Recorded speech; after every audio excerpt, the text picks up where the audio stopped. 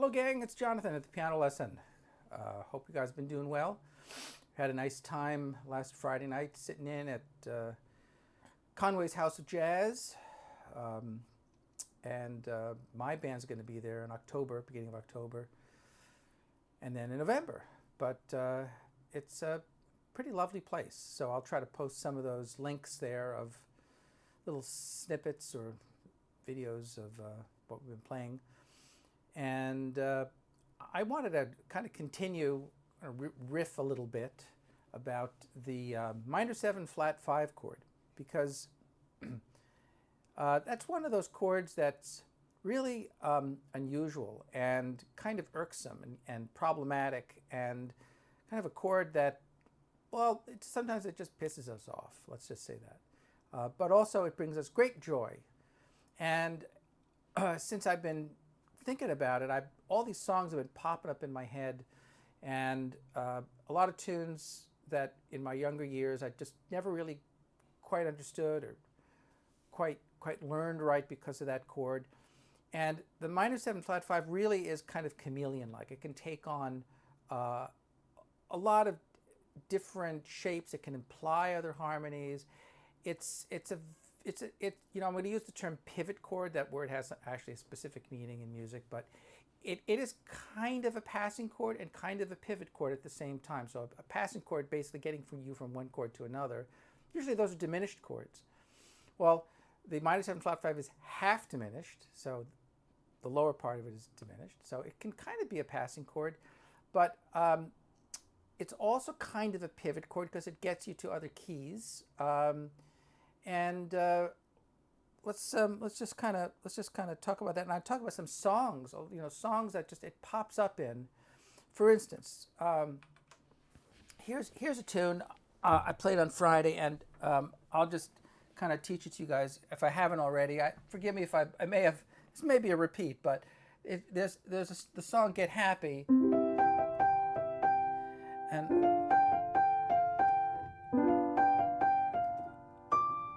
it's really that simple, okay?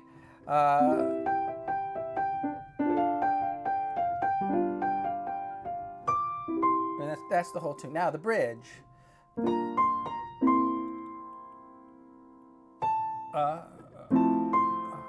Now this chord, D minor 7 flat 5. When skies are gray and you say you are blue. That's the lyrics, I'm pretty sure. Dick Hyman has that chord, D minor 7 flat 5. The iReal book has when skies are gray 2 5 1 in F, B flat 7. That kind of works too. Now why does B flat 7 work and D minor 7 flat 5? And why does Dick Hyman write D minor 7 flat 5? Well, because he's Dick Hyman and he knows everything, and I'm going to trust him. But D, F, A flat, C, that's D minor 7 flat 5, okay? And here is B flat 7 in first inversion with D in the bass, D, no, we'll see, what do we do? No, we'll do it, not D in the bass, we'll do F in the bass, second inversion, okay? I have my reasons, because it came off of an F chord is really why, but F, A flat, B flat, B flat, and D. So, okay, F, A flat, B flat, D, and this is D, F, A flat, C. That's a root position chord. Maybe I should write this over here. What do you think? I don't know. That's hopefully you'll understand that. Those are the two options. Okay, so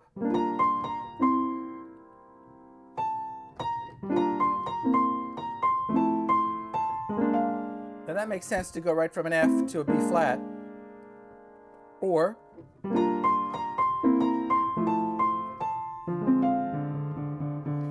now that sounds really interesting. The next chord is C. Or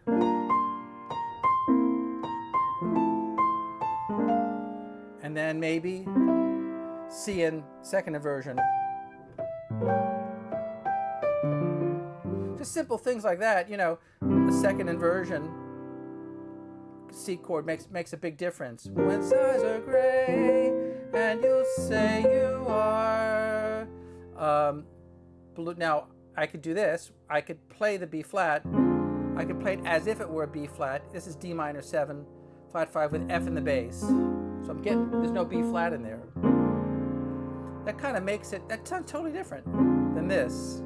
That sounds a little bit more serious, a little bit sadder, maybe a little bit more like the gray skies, you know, as opposed to, it doesn't sound particularly gray.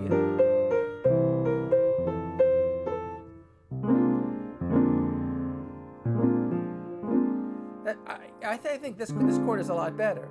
So you see, this chord has common tones with the B flat, right? The top part of a B flat 7 chord is D, F, A flat, and then the C would be 9. So you could think of, when you see a minor 7 flat 5 chord, this is B flat 7 with an added ninth. B flat, yeah, B flat, D, F, A flat, and then a C. B flat, D, F, A flat, and then a C. That's the ninth root, third, fifth, seventh, ninth.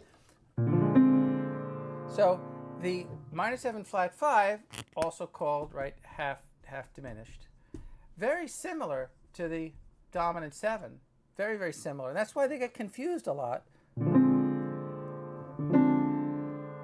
You know, and you have this diminished chord on the bottom, and on the top you have this minor. That's a minor triad. So you could think of it almost like a diminished triad in the bottom and a minor triad on the top. D, F, A flat, that's the diminished triad. And on the top, if you think F, kind of overlapping, F, A flat, C, F, A flat, C, right? That's the minor triad up there. So they're kind of overlapping, they share notes. And then if you add the B flat, major triad, diminished triad, minor triad. Right? Typically, when would you see a minor 7 flat 5 chord? When you're going to a minor key, usually. I mean, usually that's what happens. You know, D minor 7, C minor 7, D minor 7 flat 5, G7, C minor. That's usually when you see that chord. Let's do another tune. Kind of. There's what was it? Oh yeah, I like this. I like this tune. This is "Afternoon in Paris" by what's his name? Lewis. What's his first name? I'll think of it in a second.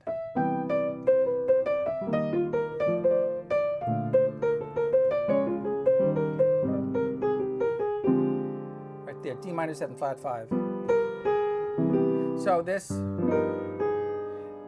chord, D minor 7 flat 5, it's almost like the top part of a G7 flat 9 and an 11, right? And there, if I do that, what's that? That's your B flat chord. That's your B flat 7 chord, see? And then your C.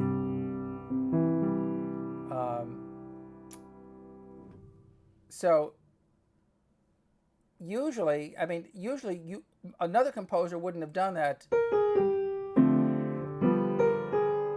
would have just done a regular old 2/5, and that would have been that. Another, now, a typical tune, right?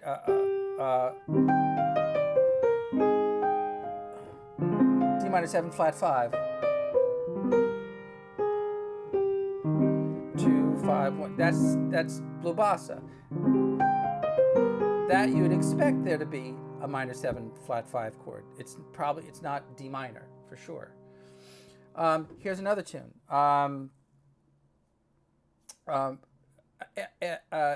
April in Paris. Minor. So G major 7, G minor, then A minor 7 flat 5, D7, B minor 7 flat 5, E7, A minor 7, D, G. So that's interesting. It goes up. You see this ascending cadence. That really adds tension as opposed to this is just straight minor dominant. It doesn't really sound the same at all.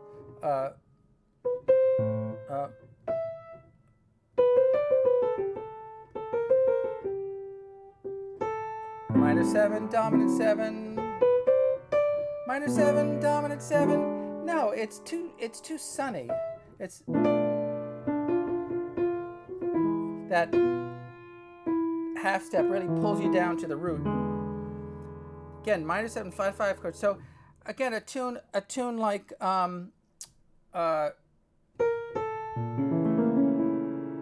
Stella by Starlight.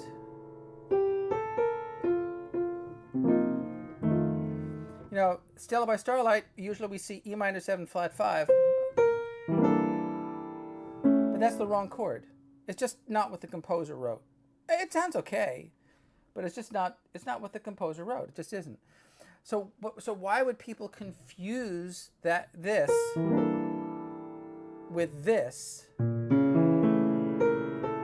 Well, there are similarities, right? I mean, it's really the A chord that we're going towards. So there are notes. This chord is B flat diminished with a major 7. And why the major 7? It really makes perfect sense. It's really part of the scale. It's part of the diminished scale. It's not a crazy chord by a long shot. All right? And in fact, when you see a symbol for a diminished chord, or say a diminished 7 chord, rather than playing this, imagine playing this, you could play that. I mean, that would be fine. Root 3rd, 7th, root 3rd, 5th, 7th, that would be fine. But it's could be a bit stodgy. That's the open voicing. But if you stick that extra note in,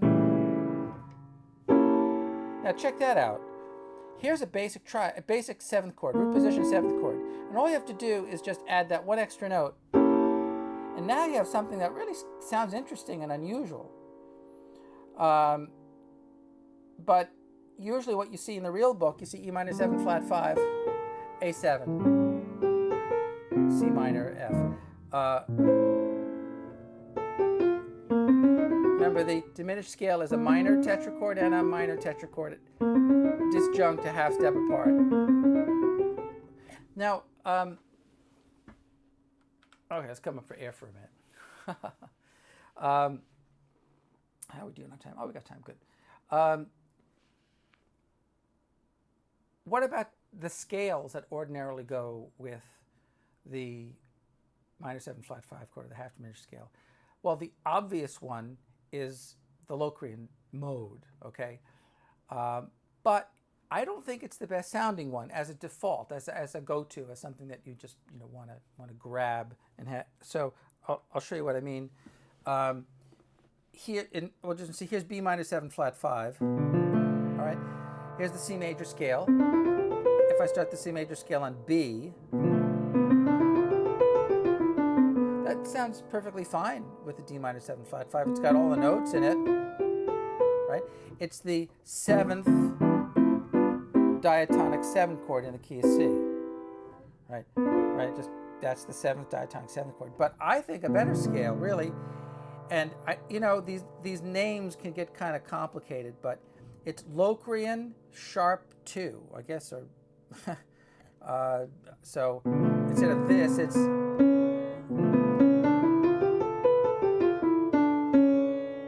that actually sounds often better to use. So it's minor on top, and then there's an augmented triad. It's your whole tone, or augmented tetrachord, not triad. I misspoke. So that's a better chord to to use.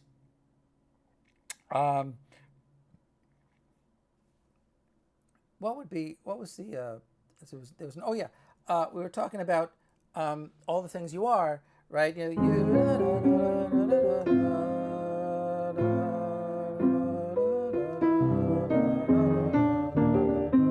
right here, minor 7 flat 5. Now you're in G. Back to A minor 7 flat 5.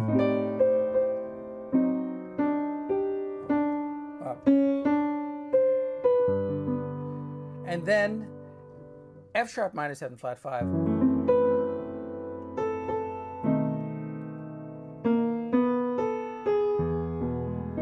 So that really makes an enormous difference when you have that, you know,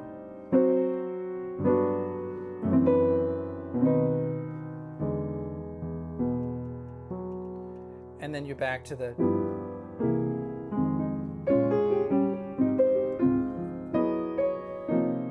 and then this is diminished.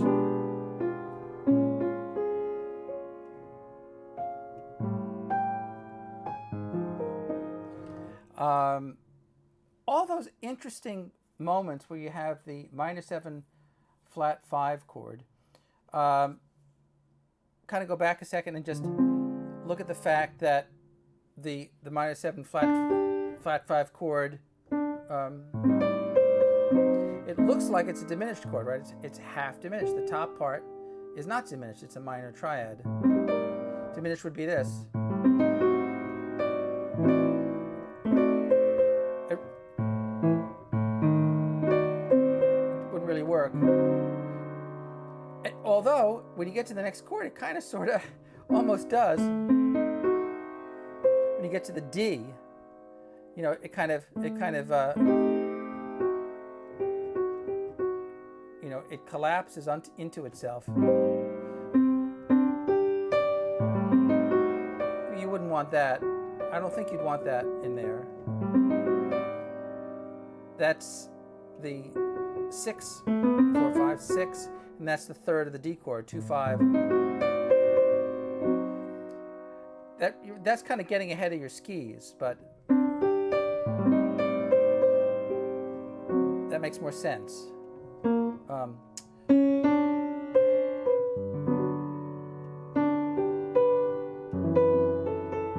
Minor 7 flat 5.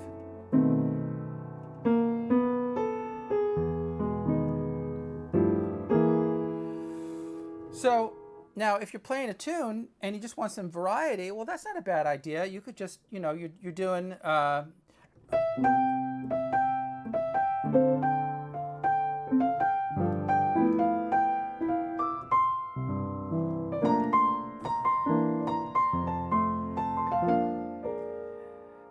That sounds all right. That sounds interesting. But if I go down to the C, that sounds boring, just going to that root. I'm not so sure I'd want to do that.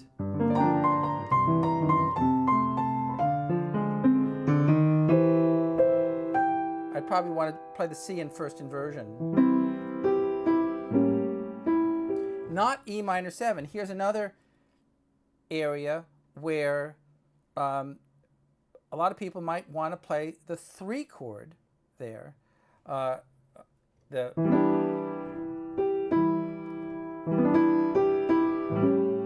3, 6, 2, 5. You know, they might want to play a 3 chord here. I don't think that's really not the 3 chord. It's certainly not in this style of music. It's this. It's the first inversion tonic C. You could even add the 6 if you wanted, but I